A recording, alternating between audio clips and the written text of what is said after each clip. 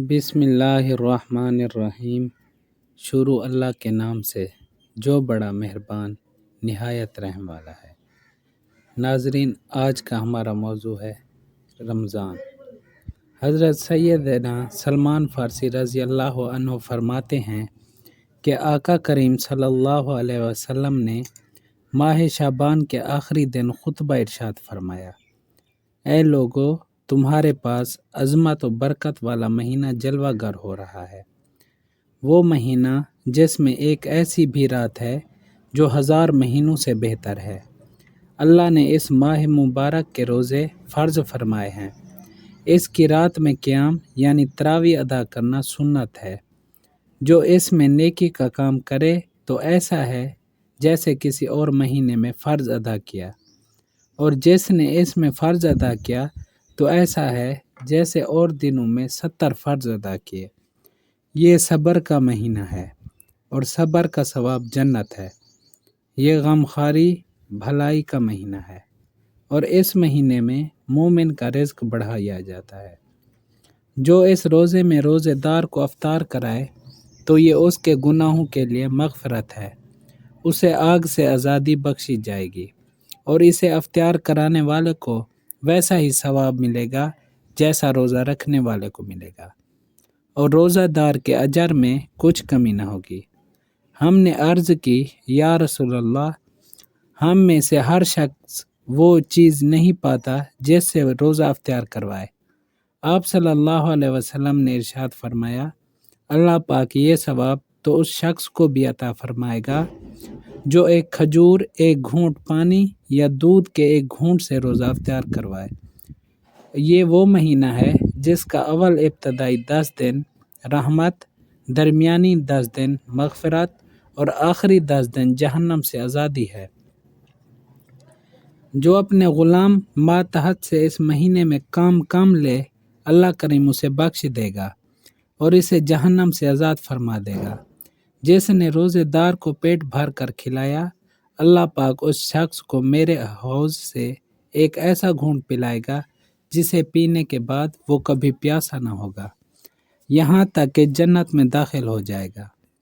اس مہینے میں 4 باتوں کی کثرت کرو، ان میں سے 2 ایسی ہیں جن کے لیے تم اپنے رب کریم کو راضی کر لو گے۔ وہ باتیں یہ ہیں: لا الہ الا اللہ کی گواہی دینا، استغفار کرنا، اور وہ 2 باتیں جن سے تم بے نیاز نہیں، وہ یہ ہیں: اللہ پاک سے جنت طلب کرنا، جہنم سے پناہ کرنا۔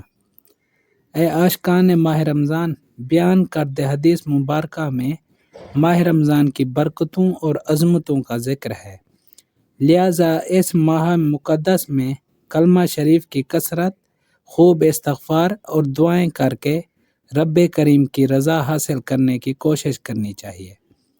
ہمارے پیارے نبی صلی اللہ علیہ وسلم اس مہینے کی آمد پر دعا کیا کرتے تھے، اور بزرگان دین کا بھی یہی طریقہ رہا۔ پیارے دوستو، رمضان المبارک میں سب سے افضل عبادت روزہ ہے۔ روزہ بہت قدیم عبادت ہے۔ حضرت آدم علیہ السلام سے لے کر تمام شریعتوں میں روزے فرض ہوتے چلے آئے ہیں، اور ہم پر رمضان المبارک کے روزے فرض کیے گئے۔ چنانچہ پارہ 2 سورہ بقرہ آیات نمبر 183 ارشاد ہوتا ہے: کنز الایمان، اے ایمان والو، تم پر روزے فرض کیے گئے ہیں جیسے اگلوں پر فرض ہوئے تھے کہ کہیں تمہیں پرہیزگاری ملے۔ اس آیات کریمہ سے معلوم ہوا کہ رمضان شریف کے روزے فرض ہیں۔ احادیث مبارکہ میں ماہ رمضان کے روزوں کے بے شمار فضائل بیان کیے گئے ہیں، یعنی جو مسلمان ثواب کی امید پر رمضان کے روزے رکھے اس کے گزشتہ گناہ بخش دیے جاتے ہیں۔ ہمارے پیارے نبی صلی اللہ علیہ وسلم نے فرمایا: بے شک جنت میں ایک دروازہ ہے جس کو ریان کہا جاتا ہے، اس سے قیامت کے دن روزہ دار داخل ہوں گے، ان کے علاوہ کوئی اور داخل نہ ہوگا۔ کہا جائے گا: روزے دار کہاں ہیں؟ تو یہ لوگ کھڑے ہوں گے، ان کے علاوہ کوئی اور اس روزے دروازے سے داخل نہ ہوگا۔ جب یہ داخل ہو جائیں گے تو دروازہ بند کر دیا جائے گا، پھر کوئی اس دروازے سے داخل نہ ہوگا۔ اے عاشقان رسول، ماہ رمضان اور اس کے روزے رب کریم کی وہ عظیم نعمت ہیں جس پر ہم جس قدر شکر ادا کریں وہ کم ہے۔ یوں تو رب کریم کے ہم پر بے شمار احسانات ہیں۔ سال کے 12 مہینوں میں اس کی عطاؤں اور نوازشوں کے دروازے ہم گناہ گاروں کے لیے دن رات کھلے رہتے ہیں، مگر اس ماہ مبارک کی ابتدا سے انتہا تک مغفرت و رضوان کے پروانے تقسیم ہوتے رہتے ہیں۔ روزہ داروں کی ہر لمحے نیکیاں بڑھتی رہتی ہیں اور ان کا ہر لمحہ عبادت میں شمار ہوتا ہے، اور روزہ داروں کی دعائیں رب کریم کی بارگاہ میں قبول ہوتی ہیں۔ چنانچہ حضور پر نور صلی اللہ علیہ وسلم نے ارشاد فرمایا، ہر روزہ دار کی ایک دعا مقبول ہوتی ہے